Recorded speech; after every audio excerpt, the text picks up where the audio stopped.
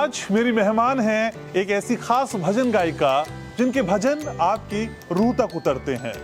जब वो गाती हैं तो साक्षात भगवान आपको नजर आने लगते हैं। उनकी गायकी में असल में वो रूहानियत है जो सीधे आपको ऊपर वाले से जोड़ती है। और नए साल के मौके पर उनके साथ एक मुलाकात हो जाए तो फिर इससे अच्छी नए साल की शुरुआत नहीं हो सकती। नमस्कार, आप देख रहे हैं डिजिटल प्लेटफॉर्म का सबसे शानदार शो न्यूज लैब और आपके साथ मैं हूं घनश्याम उपाध्याय। आज मैं आपको मिलवाने जा रहा हूं एक ऐसी भजन गायिका से जो अंतर्राष्ट्रीय स्तर पर हिंदुत्व और सनातन धर्म का प्रचार कर रही हैं। उनके गीत, उनके भजन अंतर्राष्ट्रीय फलक पर हर रोज चमकते हैं। वो जब श्याम खाटू का नाम लेती हैं तो आप सीधे सीकर राजस्थान पहुंच जाते हैं। और जब भजनों में राम की जगह मिलती है, राम को वो याद करती हैं, तो आपको अयोध्या के दर्शन हो जाते हैं। मेरे तमाम देखने वाले ये समझ चुके होंगे कि आज हम बात कर रहे हैं सुरों की मलिका, भजन सम्राट अंजलि द्विवेदी की। तो समय को जाया नहीं करते, शुरुआत करते हैं आज के इस खास कार्यक्रम की। और आज की मुलाकात यकीन मानिए बहुत खूबसूरत होने जा रही है। तो अगले कुछ मिनट सिर्फ और सिर्फ आप हमारे साथ रहिए। तुमको पाके इस जीवन की अब तो कोई चाह नहीं, तेरे नाम के पागल हैं, हमें दुनिया की परवाह नहीं। लेकिन आप जब भजनों के बीच में लोगों को चेताती हैं, लोगों को चेतावनी देते हैं कि सनातन धर्म से जुड़िए, नहीं तो श्रद्धा जैसा हाल हो जाएगा। आप कई बार इन मुद्दों को बहुत प्रखर से उठाती हैं, मुखरता से उठाती हैं। ये मतलब भजनों के जरिए किस तरह का संदेश है? आजकल बच्चों को पता ही नहीं है पूजा ठीक से कैसे की जाती है। जब कहा जाएगा तब वो माथा झुका लेंगे। ये गलती है कहीं ना कहीं परिवार की। उनको माता पिता बताते हैं कि नहीं, आपको ऐसे नहीं चलना है, ऐसे चलना है, आपको इस इंसान के साथ में नहीं रहना है। तो वो कहते हैं नहीं, हमारा वाला ऐसा नहीं है। तब उनका ये होता है डायलॉग, और फिर उन्हीं का हाल होता है श्रद्धा जैसा। मिले हो तुम बाबा बड़े नसीबों से, चुराया है मैंने किस्मत की लकीरों से। कई बार उन लोगों को भी नहीं बख्शती हैं जो श्याम के भजन गाते गाते मौलाना और फकीरों की शरण में पहुंच गए, उनको याद करने लगे। क्या दिक्कत है अंजलि? वो गाने दीजिए ना उनको जो गाते हैं। मेरे श्याम की तुलना किसी फकीर से नहीं कर सकते। मुझे किसी की भावना से कोई हस्तक्षेप नहीं है। लेकिन जब बात आती है मेरे ईश्वर से किसी फकीर की तुलना, तो मुझे हस्तक्षेप है। मैं ऑब्जेक्शन करूंगी और बार बार करूंगी। इससे अगर किसी को दिक्कत होती है, ये उसकी मानसिकता है।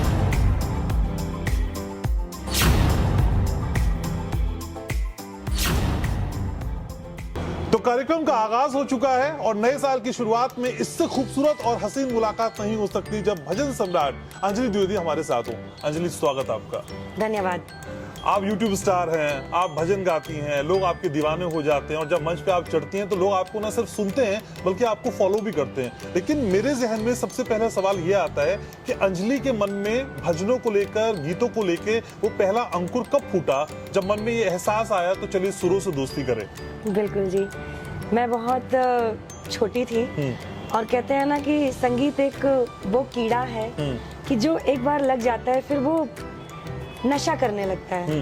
तो वही चीज थी कि ये गॉड गिफ्ट है। और मुझे याद भी नहीं मैं कब से इतनी इंटरेस्टेड हो गई, संगीत के प्रति इतना रुझान हो गया। मैंने आज तक कभी कहीं सीखा नहीं, लेकिन फिर भी ईश्वर की इतनी कृपा है कि एक अट्रैक्शन संगीत के प्रति मेरा शुरू से ही रहा। और अभी लगभग 10 साल से मैं प्रोफेशनल हुई और अभी ऑल वर्ल्ड में अपने भजनों के माध्यम से मैं सभी को अपने मन के भाव सुनाती हूँ, उन तक अपने मन की बात पहुँचाती हूँ। अच्छा अंजलि, लगभग कितनी उम्र रही होगी जब आपने गाना शुरू किया? मैं ये भी जानना चाहता हूँ कि अक्सर बच्चे गाने गाते हैं तो वो फिल्मी गाने से शुरुआत करते हैं, लेकिन अंजलि तो भजन गाती हैं। तो ये ईश्वर से जो लगन लगी, ये कनेक्शन कहाँ से पैदा हुआ? ये कनेक्शन एक्चुअली क्योंकि मैं ब्राह्मण परिवार से हूँ और परिवार में वही माहौल रहा, बहुत ही प्यारा धार्मिकता का माहौल रहा। और मेरे पिताजी हालांकि प्रिंसिपल होके अब तो रिटायर्ड हो गए हैं, लेकिन उनको शुरू से ही भक्ति भाव में इतना इंटरेस्ट था कि उनको पूरी रामायण याद है कंठस्थ। अच्छा। और वो जाते भी थे माह के महीने में हमारे यहाँ पे जहाँ पे मैं रहती थी जगह जगह अखंड रामायण हुआ करती थी, तो वो पढ़ने के लिए भी जाते थे, इतना उनको इंटरेस्ट माहौल मतलब वैसा ही माहौल था। ही हमारे यहाँ वहीं था। भागवत सुनने के लिए पापा जाते थे, तो साथ में मैं भी जिद करती थी और पापा भी मुझे फोर्स करते थे कि नहीं बेटा चलना है। तो ये अट्रैक्शन वहीं से पैदा हुआ कि मुझे धार्मिकता की ओर, अपने धर्म की ओर, अपने देश की संस्कृति की ओर, भजनों की ओर मुझे जाना चाहिए, और इसके लिए मुझे मेरे मम्मी पापा ने बहुत प्रेरित किया। तो बहुत छोटे से असल में शुरुआत जी। हो गई। चलिए बात तो हम करते रहेंगे, लेकिन ऐसा मिला ना लगातार मेरे दर्शकों के लिए हो जाए तो फिर बातों को और आगे बढ़ाएंगे इसके बाद। आए यहाँ पर जितने जीवन से हार कर, जीवन सुधार दिया श्याम ने निहार कर। ऐसा मिला न लखदातार जो है लीले पे असवार, ऐसा मिला न लखदातार जो है लीले पे असवार। ऐसा मंदिर ना दूजा जहाँ चढ़ते रोज निशान, देखे ताज और कुतुब मीनार उनसे बढ़कर तोरण द्वार, देखे ताज और कुतुब मीनार उनसे बढ़कर तोरण द्वार। खाटू जैसा ना देखा हमने कोई इस स्थान, देखे ताज और कुतुब मीनार। तो ये असल में शुरुआत है, और शुरुआत अगर इतनी खूबसूरत है तो आप सोचिए कि आज आपके ये कुछ मिनट जो आप हमारे साथ बिता रहे हैं बहुत हसीन और बहुत यादगार होने जा रहे हैं। लेकिन अंजलि, असल में जब बचपन में शुरुआत की होगी तो उस बचपन में दौर में जब आपने गायकी की शुरुआत की तब बच्चों की अलग दुनिया होती है, बिल्कुल। उनके ख्वाब अलग होते हैं, सपने अलग होते हैं, और जो उनकी फैंटेसी होती है वो भी अलग होती है। लेकिन ईश्वर से कनेक्ट करना, ईश्वर से मिलना, और इस सारे बीच में जब आप संगीत भी सीख रही थी अपने आप ही सही, क्या बचपन को मिस कर दिया कहीं? नहीं नहीं, मैंने इनफैक्ट बचपन में बहुत एंजॉय किया। और बच्चे उस उम्र में खिलौने से खेलते हैं, लेकिन मेरे खिलौने थे हारमोनियम, मेरे खिलौने थे ग्रंथ, मेरे खिलौने थे रामायण, मेरे खिलौने थे पापा जो मुझे उपदेश बताते थे वो। तो इन्हीं सब से मैं बहुत प्रभावित हुई, और मैंने बहुत बचपन में भी एंजॉय किया। इनफैक्ट मैं कहीं जाती थी तो कोई अगर अपने बचपन के हिसाब से जीता था, मैं उसको भी बोलती थी कि ये अच्छा। मुझे नहीं समझ में आता है, और आपको भी ये नहीं करना चाहिए, क्योंकि हमें हमारे देश को अलग दिशा में जाना है। मेरे बचपन से ही ये ख्वाहिश रही। इनफैक्ट मैं मेरे परिवार से ही मेरी जो मानसिकता थी वो बिल्कुल अलग रही है, और ऊपर वाले की कृपा से आज भी अलग ही है। लेकिन अंजलि, मैंने जब जब आपको गाते हुए देखा है तो उसमें एक अलग रूहानियत है। आप ऐसा गाती हैं कि ईश्वर से कनेक्ट हो जाते हैं, चाहे आपके उस प्रोग्राम में हम बैठे हों, चाहे हम आपको यूट्यूब पे सुन रहे हो, चाहे आपका कोई कैसेट देख रहे हो, तो वो जो रूहानियत से कनेक्शन है वो कैसे डेवलप हुआ? ये बचपन की ही संगत थी, बचपन का ही असर था कि ईश्वर से 1 to 1 कनेक्शन स्टैब्लिश कर देती हैं आप? बिल्कुल, ये सीढ़ी दर सीढ़ी था, बचपन से ही था। और शादी हुई जिस परिवार में, वो परिवार भी इतना प्यारा मिला कि परिवार ने पूरा फुल सपोर्ट किया। इनफैक्ट शादी के बाद ही मैं कहीं परफॉर्म करने बाहर गई, और बाबा श्याम की विशेष कृपा है, क्योंकि कलयुग के, ये मेरी सोच है, अच्छा। कलयुग में 2 देव हैं, श्री बालाजी महाराज और बाबा श्याम। बालाजी महाराज संकट को काटने के लिए मेहंदीपुर में है, हारे हुए को जिताने के लिए बाबा श्याम है। तो मेहंदीपुर में बालाजी महाराज का इतना विशेष आशीर्वाद है कि जब मैं कितनी भी थकी हुई हूँ, आपने बोला ना कि जो कनेक्टिंग होती है ईश्वर से, मैं कितनी भी थकी हुई हूँ, कितनी भी लॉन्ग जर्नी करके आई हूँ, लेकिन जब मंच पे मेरा पैर जाता है, मैं पहला पैर रखती हूँ, दाहिना पैर, तो ईश्वर की इतनी शक्ति मुझे खुद में महसूस हुई कई बार। जिस दिन मैंने कभी अन्न भी ग्रहण नहीं किया, कभी चलते जा रहे हैं, अच्छा। और कभी कभी इतना ट्रैफिक हो जाता है, टाइट शेड्यूल हो जाता है, लेकिन उसके बावजूद भी जब मंच पे पहुंचती हूँ और ईश्वर से बस हाथ जोड़ के यही बोले कि बाबा मैं अपने आप को आपको समर्पित करती हूँ, और आप जाने और आपका काम जाने कि आपको मुझे किस प्रकार शक्ति देनी है, लोगों को हमें आप तक कैसे पहुँचाना है, जोड़ना है, एक जो कनेक्शन बनाना है, तार से तार जोड़ना है, तो वो ईश्वर इतनी कृपा करते हैं कि फिर मुझे खुद भी नहीं पता कि मैं क्या क्या कर जाती हूँ। जी हाँ, और तभी अंजलि कहती है कि जीवन सुधार दिया श्याम ने निहार कर। 2 लाइनें। ये वही सॉन्ग है, हाँ। और जो अभी मैंने गाया, लेकिन शब्द वही है, बस थोड़ा सा घुमाओ फिराओ है। मैं उन शब्दों को दूसरे तरीके से भी बताना चाहूंगी, क्योंकि जब आपने बात कही कि ईश्वर से जो मन ऐसा लग जाता है कि फिर मैं खुद में होश नहीं रखती हूँ, मैं क्या कर रही हूँ क्या नहीं कर रही हूँ मुझे भी पता नहीं रहता जी। है। शब्द हैं, तेरे नाम के पागल हैं, हमें दुनिया की परवाह नहीं, तुमको पाके इस जीवन की अब तो कोई चाह नहीं, तेरे नाम के पागल हैं, हमें दुनिया की परवाह नहीं। अच्छा, अंदर संगीत के अलख जगाने का श्रेय आप किसको देंगे कि जिनको सुनकर, जिनको देखकर, जिनको समझकर आप अंजलि द्विवेदी हो गई? मैंने वैसे तो किसी से नहीं सीखा, लेकिन जब सीखने की बात आती है तो मैं 80 साल के बुजुर्ग से भी सीखती हूँ, एक 8 साल के बच्चे से भी कोई प्रेरणा तो मैं रही सीखती होगी हूँ। जहाँ से अलख जगी। और मुझे जिस से प्रेरणा मुझे मिली, कोई एक नाम उसमें नहीं है। अगर मैं लखा जी का नाम लूं तो वो भी कम होगा। अच्छा। मैं अगर सलीम जी का नाम लूं तो वो भी कम होगा। लेकिन बचपन का कोई गीत ऐसा अंजलि ध्यान में आता है कि जिस गीत को लेकर आपने शुरुआत की और जो अक्सर आप गाती हूँ? मैंने जब पहला मंच किया था, मुझे आज भी याद है, मैं 9th में पढ़ती थी और बस शौक था गाने का। अच्छा।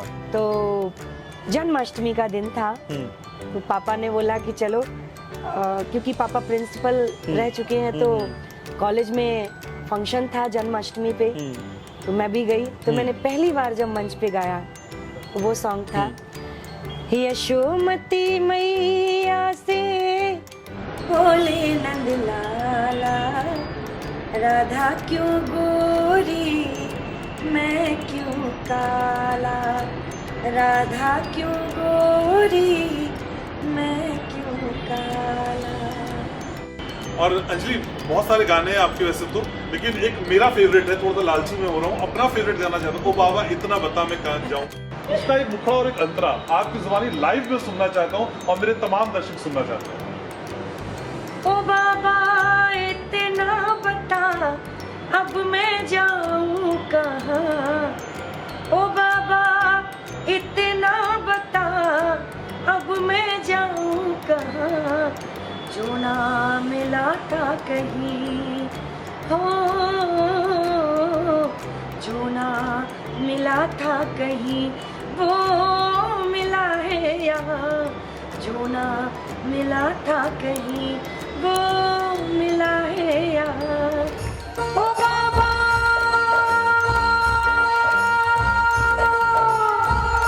ओ बाबा इतना बता अब मैं जाऊँ कहाँ, जो ना मिला था कहीं, जो ना मिला था कहीं वो मिला है यहाँ।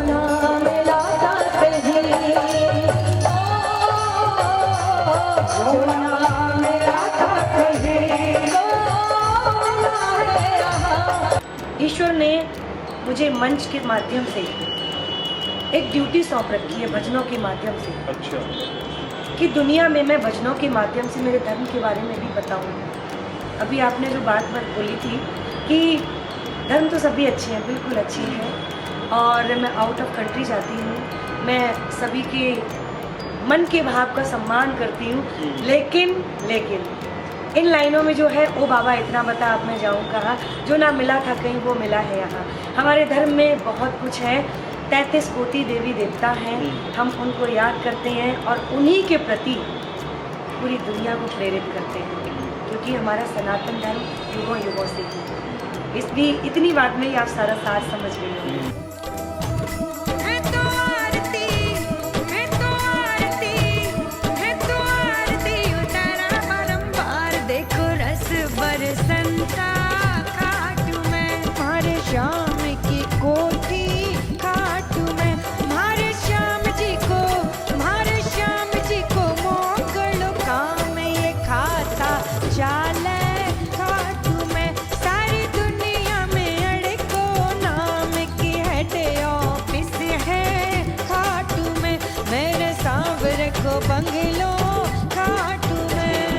लेकिन अंजलि, अब तो स्टार हो गई हैं, लोग समय लेते हैं, हमने भी समय लिया, काफ़ी इंतज़ार किया आपका, तो आज आपका टाइम मिल पाया। लेकिन जब आप स्टार नहीं थी, जब आप स्ट्रगल कर रही थी, और जिस ट्रैक पे आप चल रही हैं आज के ज़माने में, जो ट्रैक, जो धागा आपने हाथ में थाम लिया है श्याम के नाम का, और उनके नाम को लेकर जो आप आगे बढ़ रही हैं, मुश्किलें कितनी थी शुरुआत में?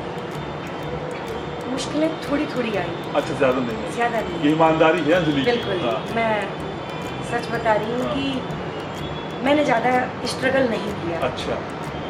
जो आज मैं आज की युवा पीढ़ी को देखती हूँ अपने जीवन के प्रति जितना स्ट्रगल करते हैं, मैंने उतना स्ट्रगल नहीं किया, क्योंकि परिवार इतना, ईश्वर ने जिस कुल में जन्म दिया वो भी प्यारा, जिस परिवार में शादी हुई वो भी अच्छा मिला, और उसके बाद में बाबा श्याम ने ऐसा हाथ पकड़ा कि वो बस आगे बढ़ाता चला गया और मैं बढ़ती गई।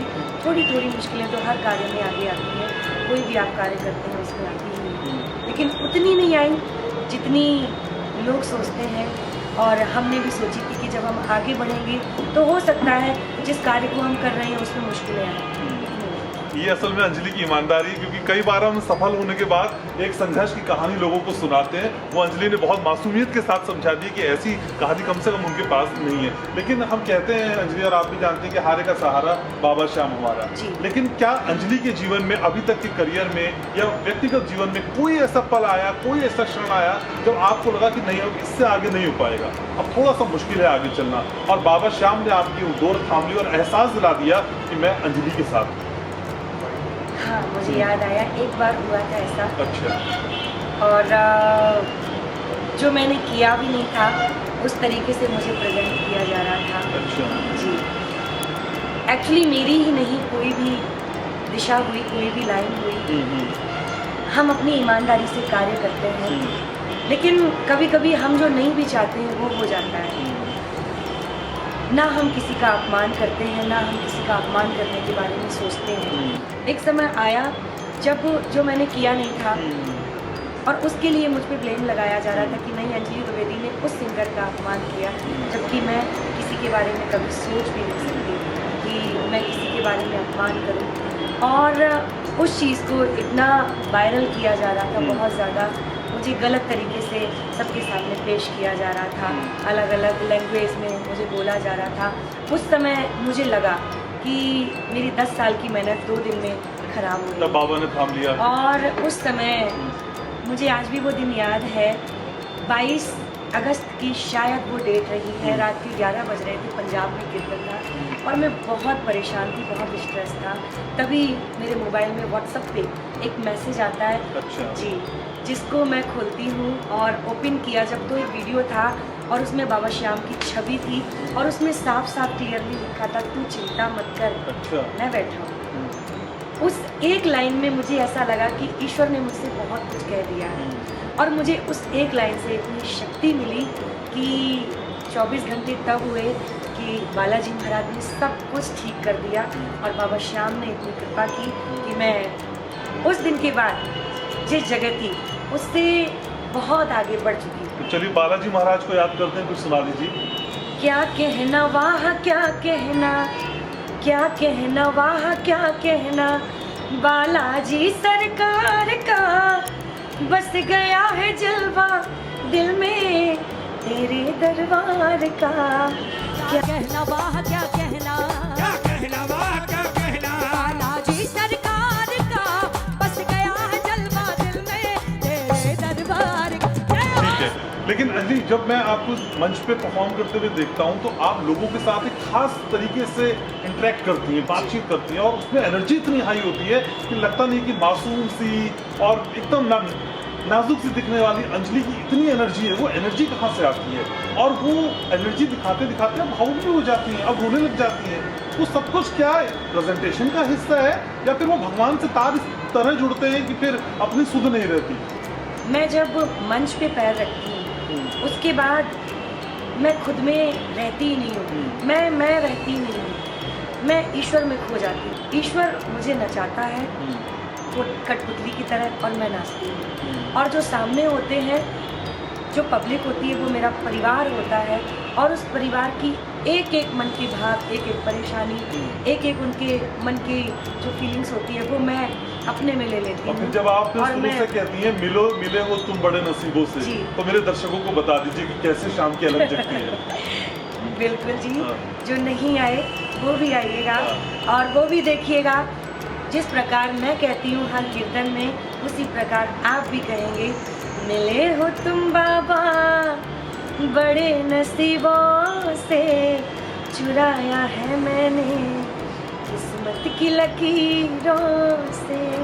मिले हो तुम बाबा बड़े नसीबों से, चुराया है मैंने किस्मत की लकीरों से। मिले हो तुम बाबा बड़े नसीबों से, चुराया है मैंने किस्मत की लकीरों से।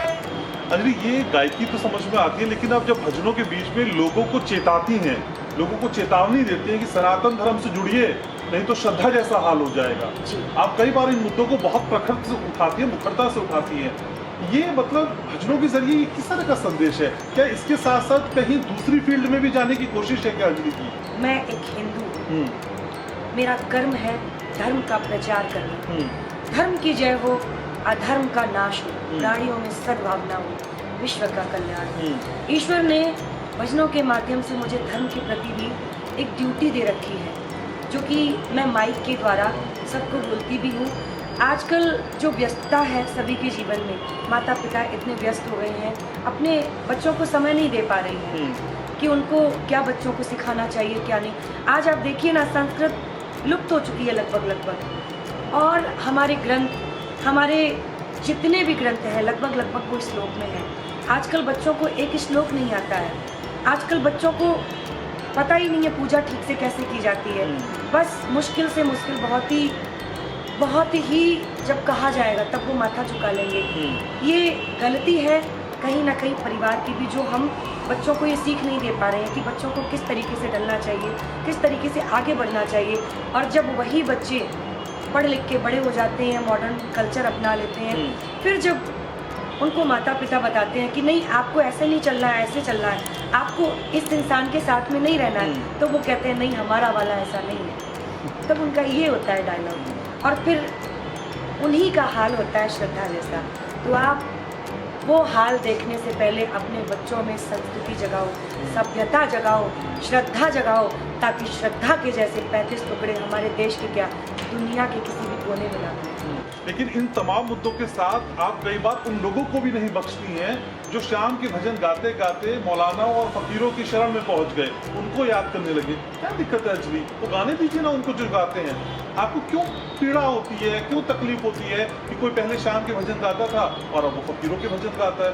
मैम, ये भी तो बिजनेस है ना शायद। आपकी बात बहुत अच्छी है, लेकिन जो हमारा धर्म है सनातन, हमारे धर्म में 33 कोटि देवी देवता है। मेरे पास भी फ़ोन आते हैं बहुत, और धर्म के प्रोग्राम्स करने के लिए तरह तरह के आते हैं फ़ोन। लेकिन मेरा जवाब यही होता है कि मेरे धर्म में जो है, सनातन धर्म में 33 कोटि देवी देवता, उनमें से किसी भी देवी देवताओं के आप मुझसे कीर्तन करवाइए, मैं आऊँगी। लेकिन किसी और धर्म के लिए मैं नहीं क्या ये आऊंगी। समाज को बांटने और जैसा नहीं लगता है? नहीं, देखिए मैं किसी धर्म को बुरा नहीं कहती। धर्म सभी की अच्छी है, जैसा मेरा धर्म है वैसे ही उनके भी धर्म है। लेकिन मेरा धर्म इतना अच्छा है, मैं किसी दूसरे धर्म में जाने के लिए मेरा मन गवाही नहीं देता है। और जो लोग मैं जा रहे हैं, अपना जो गा धर्म रहे हैं, परिवर्तन नहीं कर सकती। और जो लोग जा रहे हैं और जो गा रहे हैं, आप जाइए, लेकिन औरों को बहकाइएगा नहीं। आप उनको ये बोलते हैं कि साईं है मेरे मौला, मेरे श्याम सावरे, वो कैसे संभव है? वो संभव नहीं है। आप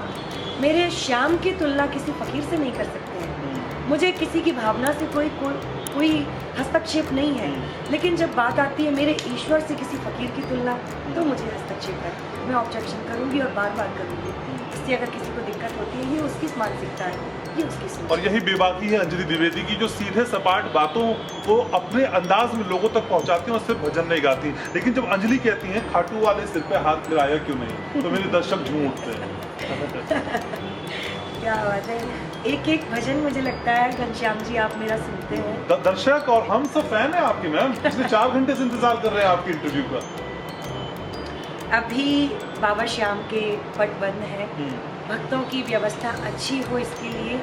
और इस समय भक्तों के मन के ये भाव है। अभी हमने कल परसों दिल्ली में भी ये भजन गाया था, और आपने ये इच्छा जताई, तो मैं आपको भी निराश नहीं करूँगी। शुक्रिया मैम। नजरें मिला के नजरें चुराना, राह दिखा के मुझे छोड़ जाना। नजरें मिला के नजरें चुराना, राह दिखा के मुझे छोड़ जाना, क्या झूठ था वो तेरा दर पे बुलाना, रोता है दिल और हंसता जमाना। आटू वाले सर पे हाथ फिराया क्यों नहीं, मुझे बेटा कह के बुलाया क्यों नहीं, गले से लगा के फिर हंसाया क्यों नहीं, मुझे बेटा कह के बुलाया क्यों नहीं। बेटे का जिक्र आपने अंजलि किया है, तो उत्तर प्रदेश के एक बेटे हैं योगी आदित्यनाथ, जिनको लेकर आपने कह दिया 17 में भी आएंगे, 22 में भी आएंगे, 26 में भी आएंगे। मैम, ये इतनी भविष्यवाणियां पॉलिटिकल एंगल से, क्या किसी खास पार्टी की लेबलिंग अपने ऊपर लगने का डर नहीं लगता आपको? पार्टी प्रवक्ता हो जाएंगे आप? नहीं नहीं, देखिए ये कोई पॉलिटिकल बात नहीं है, ये देश के हित की बात है। मेरे देश के हित के लिए जो भी सोचेगा उनके बारे में बोलने के लिए मुझे कतई संकोच नहीं है, और मैं बहुत गर्व के साथ कहती हूँ कि मैं जिस प्रदेश से हूँ उसका नाम है उत्तर प्रदेश, और जहाँ मैं रहती हूँ नाथ नगरी बरेली। हमारे उत्तर प्रदेश का माहौल हमारे प्रदेश के मुख्यमंत्री जी आदरणीय श्री योगी आदित्यनाथ जी के नेतृत्व में जो हो रहा है, उनके आने से हमारे प्रदेश की काया ही बदल गई है। बहुत कुछ बदलाव हुआ है, क्योंकि मैं उत्तर प्रदेश में रहती हूँ तो मैं बचपन से देखती आ रही हूँ कि क्या क्या हुआ है, क्या क्या हम लोगों ने सामना किया है उस प्रदेश में जिसमें लड़कियाँ सेफ नहीं थी। और आज हम चाहे 12 बजे हो रात के, चाहे 2 बजे हो, हम निडर होकर कहीं भी जा सकते हैं। और अभी तो पूरा देश ही नहीं, पूरी दुनिया देख रही है कि हमारा देश नई दिशा की ओर चल पड़ा है। 2024 नजदीक है, कुछ कहेंगी योगी जी को अपने अंदाज में, कुछ गा के बताएंगी? योगी जी देख रहे हैं आपको। हिंदुस्तान के हर प्रदेश में, हिंदुस्तान के हर प्रदेश में कमल न रुकने पाएगा, राम राज्य फिर आएगा, केसरिया लहराएगा, राम राज्य फिर आएगा, केसरिया लहराएगा। दुनिया का हर प्राणी एक दिन राम की महिमा गाएगा, राम राज्य फिर आएगा, केसरिया लहराएगा। वैसे बातें मेरे पास बहुत सारी हैं, सवाल भी बहुत सारे हैं, सुबह से दोपहर, दोपहर से शाम और रात हो जाएगी, लेकिन समय मेरे पास इतना ही। चलते चलते 2 शब्द अपने अंदाज में, अगर आपके दिल की कोई बात आप दर्शकों से कहना चाहें, मेरे व्यूअर्स से कहना चाहें, जल्दी से करें। अभी हम देख रहे हैं जगह जगह क्रिसमस की तैयारियां चल रही हैं पूरे देश में, लेकिन हम गुरु गोविंद सिंह जी के पूरे परिवार ने जो इतना बड़ा बलिदान दिया अपने देश और धर्म के लिए,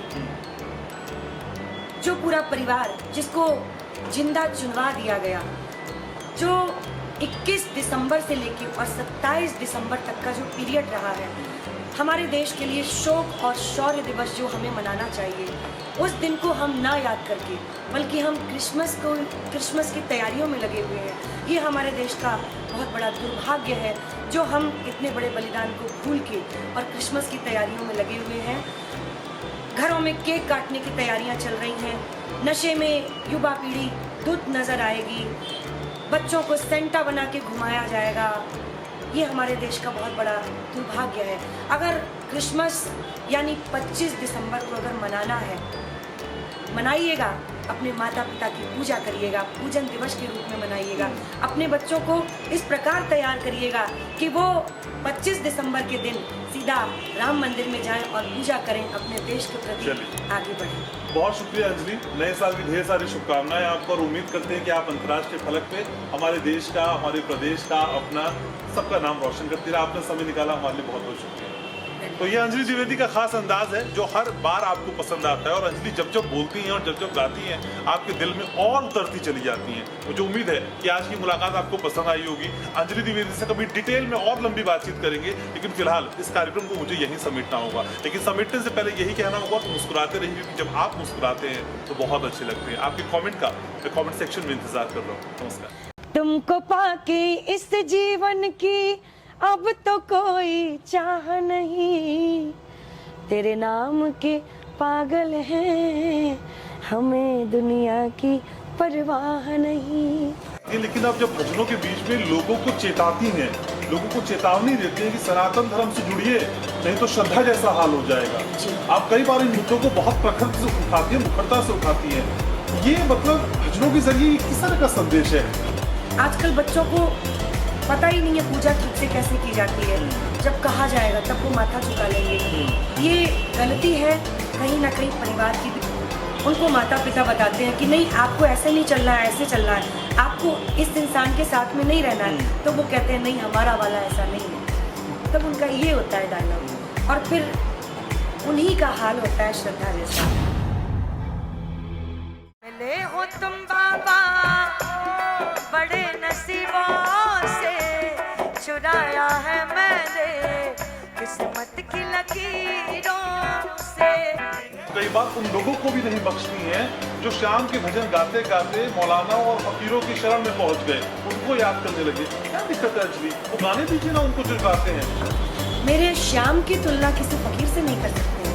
मुझे किसी की भावना से कोई हस्तक्षेप नहीं है, लेकिन जब बात आती है मेरे ईश्वर से किसी फकीर की तुलना, तो मुझे हस्तक्षेप है। मैं ऑब्जेक्शन करूंगी और बार बार करूंगी। इसलिए अगर किसी को दिक्कत होती है ये उसकी मानसिकता है।